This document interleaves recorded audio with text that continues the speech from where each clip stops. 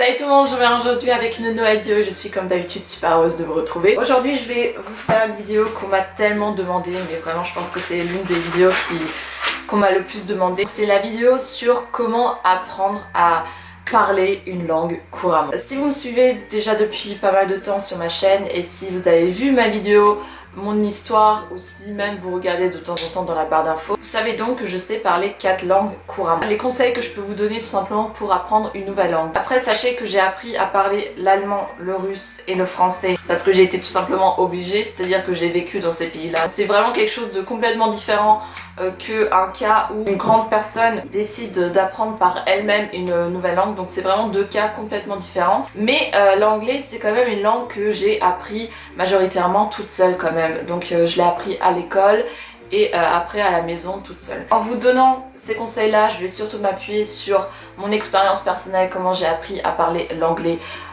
couramment, même si je dois vous dire que je me considère pas comme bilingue en anglais parce qu'il y a encore beaucoup de choses que je ne sais pas, que j'ai pas encore appris ou que je ne maîtrise pas encore à 100%. J'ai pas eu cette expérience, voilà, habiter dans un pays anglophone, devoir communiquer avec des gens en anglais. Le premier conseil très primordial et super important, c'est bien sûr la conjugaison. Et si vous voulez apprendre une langue que vous n'avez pas appris à l'école, là il faut clairement soit faire des recherches soi-même, soit acheter des bouquins sur la conjugaison de cette langue ou alors prendre tout simplement des cours. Surtout les verbes irréguliers par exemple en anglais sont primordiaux, il faut tout simplement les apprendre pour pouvoir parler anglais. Moi aussi quand j'étais au collège ça m'énervait de les apprendre et je me disais de toute façon c'est pas grave, on n'en a pas besoin, tu dis tout simplement le verbe à peu près et après ça va aller.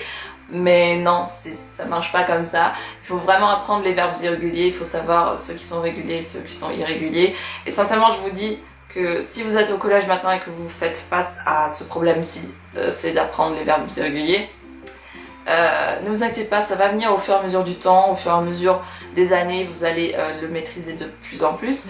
Donc même les gens qui sont complètement nuls en anglais y arrivent quand même à retenir plus ou moins les verbes irréguliers. Ensuite, un autre truc primordial à connaître, c'est bien sûr le vocabulaire. Surtout quand vous arrivez au lycée, le vocabulaire, la richesse de votre vocabulaire est très importante. En anglais par exemple, vos professeurs vont plus accepter les petits mots, voilà, que tout le monde connaît. Moi c'est quelque chose que j'ai appris en seconde avec ma magnifique prof d'anglais de seconde qui m'a réellement motivée, en fait boostée à apprendre du vocabulaire parce qu'elle nous obligeait tout simplement à prendre des pages de vocabulaire et nous menaçait entre guillemets de mettre un contrôle surprise, et elle le faisait même assez souvent, nous mettre des contrôles surprises, mais c'était tellement facile, il fallait vraiment juste connaître son vocabulaire et on pouvait facilement avoir de la pratique.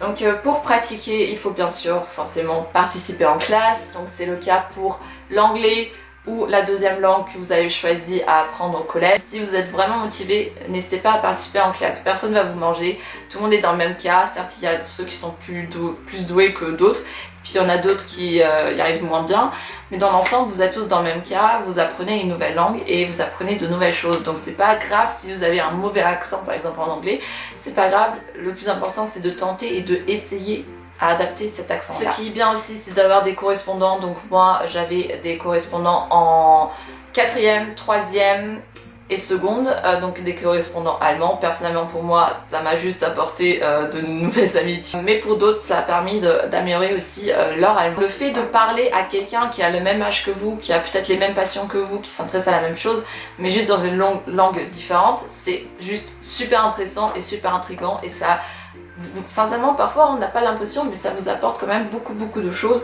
et beaucoup de connaissances. Si vous avez l'opportunité de faire un jumelage avec un pays dont vous essayez d'apprendre la langue, sincèrement n'hésitez pas parce que déjà ça va vous faire des souvenirs de malade pour toute une vie. Ça va vraiment vous permettre de déjà aller dans ce pays là, voir la culture, voir voilà, comment on y habite, etc. Pareil, si vous avez juste des voyages de classe à l'étranger, faites-le sans hésitation. Certes, parfois financièrement, il y a toujours des petits soucis. Moi je sais que quand j'étais au collège, au lycée, il y avait toujours des aides. Vous pouvez aussi le faire sur internet. Sur internet, il y a plein de sites où vous pouvez avoir des correspondants. Du coup, vous pouvez chatter par internet, faire des FaceTime, Skype, etc.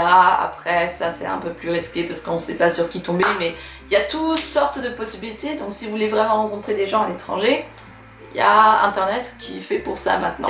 Super important aussi de lire des trucs à voix haute. Vous vous entraînez avec la prononciation, vous retenez mieux aussi. Améliorer son accent. Il y a aussi des sites internet sur internet tout simplement qui existent où vous pouvez tout simplement améliorer votre accent. La prononciation du H est juste primordiale. Dans beaucoup de langues en fait le H est là, je sais toujours pas pourquoi en français on prononce pas le H, mais voilà c'est comme ça. Mais faut pas oublier que dans les autres langues le H il est bien présent, c'est pareil en allemand. Mettez un stylo, mettez-le entre les dents et essayez de prononcer le I et vous allez y arriver, et c'est vraiment avec l'entraînement que vous allez réussir. Ensuite, pour améliorer votre compréhension, enrichir votre vocabulaire et améliorer votre prononciation, c'est tout simple, il faut juste regarder des vidéos ou des séries, et ça c'est quelque chose que tout le monde fait, donc je pense que je vais pas parler pendant 3 milliards de temps non plus sur ça, mais tout le monde regarde des vidéos sur YouTube de youtubeurs très connus qui sont souvent des youtubeurs anglophones, genre Zoella, Alfie, et c'est super marrant parce que ça vous permet du coup de vraiment enrichir votre vocabulaire et d'entendre les prononciations différentes avec les différents accents. L'accent britannique, l'accent américain ou l'accent australien. Lire, ça va vous permettre de savoir comment écrire correctement. Le premier livre en anglais que j'ai lu, c'était Nos étoiles contraires. Il y avait certes des mots que je comprenais pas, mais avec le contexte, j'arrivais à deviner le sens et du coup je retenais le mot. L'auteur de Nos étoiles contraires, dont j'ai Josh Green, ou un truc comme ça, je sais plus. Mais en tout cas, vraiment ces livres-là sont super faciles à lire et je peux vraiment juste vous le mettre. Et ensuite, dernier conseil que je peux vous donner et qui est un conseil assez difficile à réaliser, c'est tout simplement d'aller dans le pays où on parle la langue que vous voulez apprendre. Certes, c'est plus facile à dire qu'à faire financièrement, pour X raisons même, vous êtes trop jeune ou un truc comme ça. Si vous avez la chance de partir 1 an à l'étranger pour apprendre, enfin pour tout simplement vivre là-bas, voir la culture, ça vous apporte tellement de choses. Et je trouve que vraiment aller à l'étranger pour apprendre la langue, c'est juste la meilleure solution. J'espère que ces conseils-là vous ont pu vous aider plus ou moins. Je trouve ça dommage qu'il y a cette barrière de la langue qui empêche certaines personnes de se rencontrer. Mettez toutes vos chances de votre côté, apprenez de mettre langue. Et à ce, je vous dis, on se revoit très vite pour une nouvelle vidéo. Ciao!